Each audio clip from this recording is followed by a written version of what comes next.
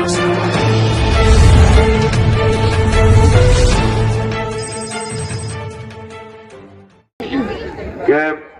આ માનસરોવરનું કાયાકલ્પ કરવો અને બ્યુટિફિકેશન કરવું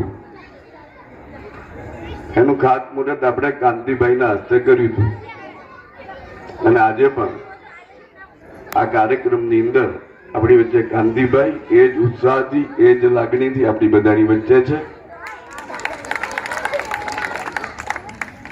કોઈ આવા અનેક કાર્યો જયારે વર્ષોથી કરવાની બાકી રહેતા હોય, કરવાની જરૂરિયાત હોય, લોકોની વાત હોય કે ભાઈ માનસરોવરને આવું સુંદર બનાવો, સરસ બનાવો, અને ત્યારે એના માટે નગરપાલિકાની ટીમ આખી એક ટીમ બનીને દોડતી હોય. ચીમનભાઈએ એક વાત કરી કે આ વખતે ધારાસભ્ય, અરે ભાઈ ભારતીય જનતા પાર્ટીની સરકાર હશે તો આપણે જે વિચારીશું આપણે કરી શકીશું. આ એનો ઉત્તમ દાખલો આજે તમે દેખો છો. અહીં જયારે ચોખ્ખા પાણીની વાત કરી ત્યારે સૌ પ્રથમ અંદર પાણી કેવી રીતે આવશે ચોખ્ખું, ત્યારે ધનપુરા બાલારામ જે મલાણા તળાવ જે પાઇપલાઇન થી ભરવાનું છે એ પાઇપલાઇન ની અંદર થી અહીં છેડો આપવાનું નક્કી થઈ ચુકેલું છે. માત્ર 800 મીટરની પાઇપલાઇન જ નાખવાની બાકી છે. એના સિવાયનું સ્ટ્રોંગ વોટરનું પાણી તો આવશે જ, પરંતુ એક તળાવ જયારે ભરાઈ જશે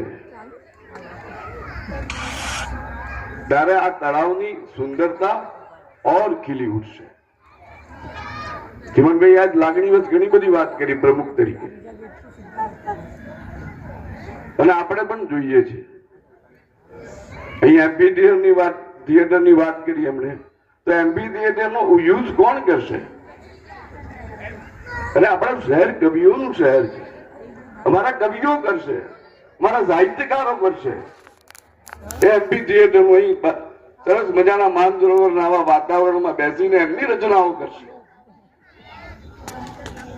જયારે આટલું સરસ ડેવલપમેન્ટ થતું હોય અને કોઈને સાથે ના રહેવું હોય વિકાસના શ્રેષ્ઠ કાર્યમાં, તો આપણે બધાએ પણ વિચારવું પડે.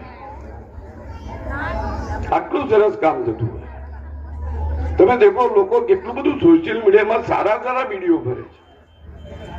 યુવાનોને અહીં આવવાનું ગમે છે. અહીં સવારે કેટલાય લોકો ચાલવા આવશે, દોડવા આવશે, અને હજી આવનારા દિવસોમાં પણ પાલનપુરને ખૂબ સારા કામો આવવાના છે, એમની હું તમને ખાતરી આપું છું. અને બધાનું કારણ માત્ર એટલું કે તમે ભારતીય જનતા પાર્ટીના કમળને ચૂંટીને મોકલો છો એટલા માટે. ઉપર ભૂપેન્દ્રભાઈ છે, એમની પર નરેન્દ્રભાઈ છે.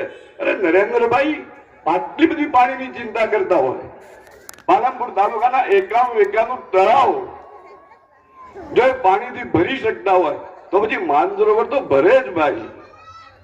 અને એનો અમને વિશ્વાસ છે, અને આ વિશ્વાસ ભારતીય જનતા પાર્ટીને દેશના દરેકે દરેક નાગરિકને છે. આવી અનેક વાતો, વિકાસની વાતો આવનારા સમયમાં હજી આપણે અઠવાડિયા 10 અઠવાડિયા પછીના અઠવાડિયે એક નવા લોકાર્પણો સાથે, નવી જાહેરાતો સાથે કરીશું આવનારા સમયની અંદર. હું માનું છું કે હવે સમય જરા વધારે થઈ ગયો છે, એટલે આપણે આપણી બધાની વચ્ચે ઉપસ્થિત અમારા સૌના આદરણીય દર્શનાબેન ની વાત સાંભળીએ. અને એક જોગાનું જોગ છે. મેં આજ ગાડીમાં બેઠા હતા ને કીધું કે ચીમનભાઈ જયારે નગરપાલિકાના પ્રમુખ બન્યા ત્યારે બેન આવ્યા હતા, અને આજે એમની ટીમ દ્વારા, નગરપાલિકાની ટીમ દ્વારા